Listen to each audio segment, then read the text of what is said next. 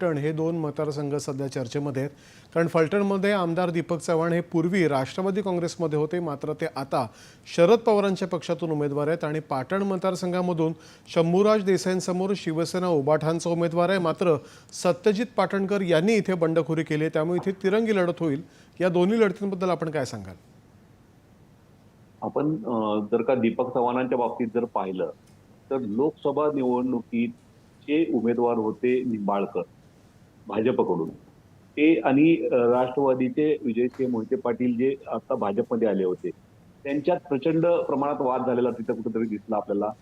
त्या उमेदवारीवरून इतक्या मोठ्या प्रमाणात राजकारण फिरलं, वादावादीचे प्रसंग आले, किंबहुना मोहिते पाटलांनी भाजप सोडून पुन्हा शरद पवारांची साथ केली.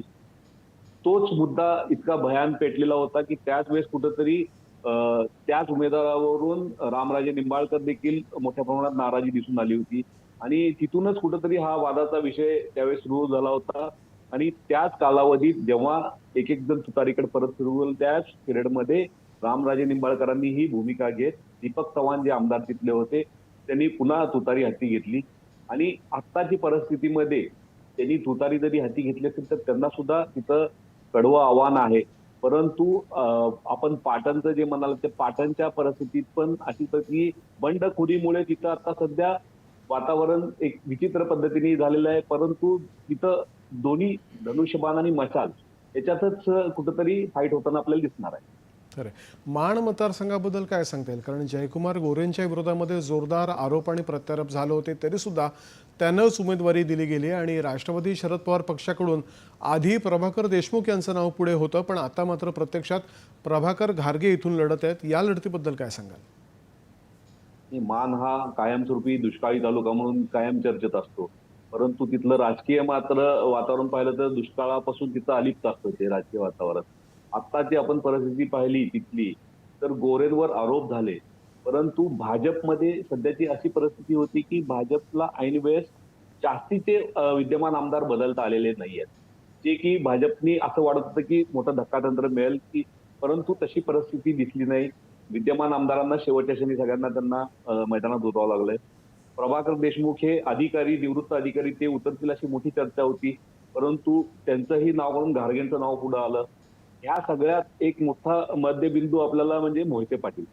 त्या सगळ्या परिसरात मोहिते पाटलांचे कुठंतरी नातेसंबंध आहेत, त्यांचे पै पाहुणे सगळे त्या परिसरात आहेत तिथं आणि त्यांचा मतदारसंघ लागून असल्यामुळं तिथं ते जे फॅक्टर चालवतील तर शरद पवारांची सगळी भिस्त यावेळेस मोहिते पाटलांवर असणार आहे या परिसरात. त्यामुळं जयकुमार यांची थेट लढत शरद पवार मोहिते पाटील या गटासोबतच असणार आहे. खरं. मृणालताई, आपण सातारा जिल्ह्याबद्दल काहीतरी म्हणत होता.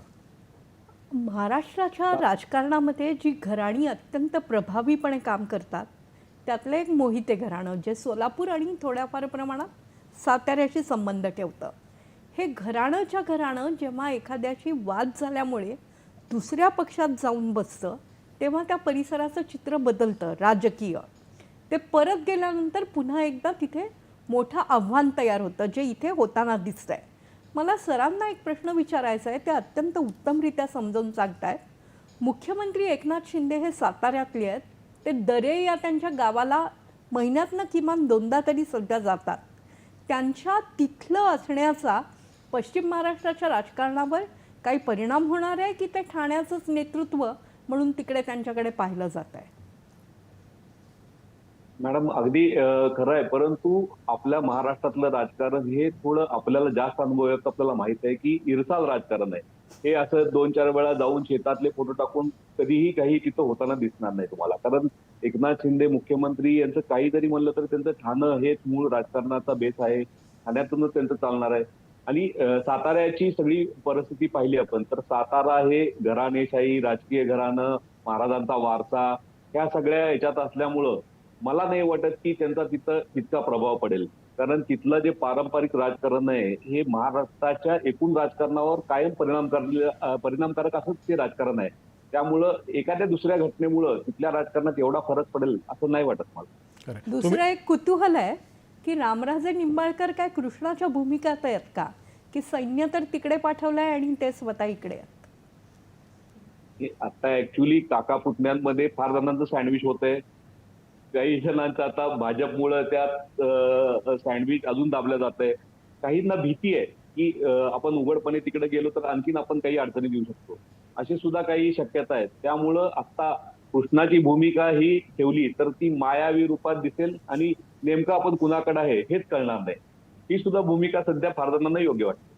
खरं आहे. आपण जर का लोकसभा निवडणूक बघितली तर तेव्हा उदयनराजे आणि शशिकांत शिंदे यांच्यामध्ये चुरशीचा सामना बघायला मिळाला होता. आता विधानसभेत नेमकं काय चित्र असेल, आपला काय अंदाज आहे? मागच्या वेळेस आपण पाहिलं तर एक महत्वाचा फॅक्टर होता सेम नावाचा. जो सेम नावाचा फॅक्टर होता तिथं इतक्या मोठ्या प्रमाणात शशिकांत शिंदेच्या सेम नावाने मतदान आपण मतांची टक्केवारी जर पाहिली तर ती फिरलेली दिसली. कदाचित ते झालं नसतं तर चित्र फिरलं असतं इथपर्यंत ते गंभीर दिसलं आपल्याला.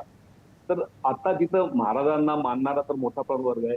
एक सगळ्यात महत्वाची गोष्ट म्हणजे उदयनराजे महाराज आणि शिवेंद्रराजे महाराज यांनी एकत्रित काम केल्याचा परिणाम मोठा होता आणि आता सुद्धा यावेळेस ते एकत्र आहेत. त्यामुळं महाराजांना मानणारा तिथं वर्ग आहे, परंतु शरद पवारांच्या विचाराचा देखील एक मोठा वर्ग आहे. त्यामुळं तिथं टफ फाईट होणार, परंतु कुठंतरी महाराजांना आजही महाराष्ट्रात आपला जो सन्मान आहे तो कायम राहणार हे दिसते.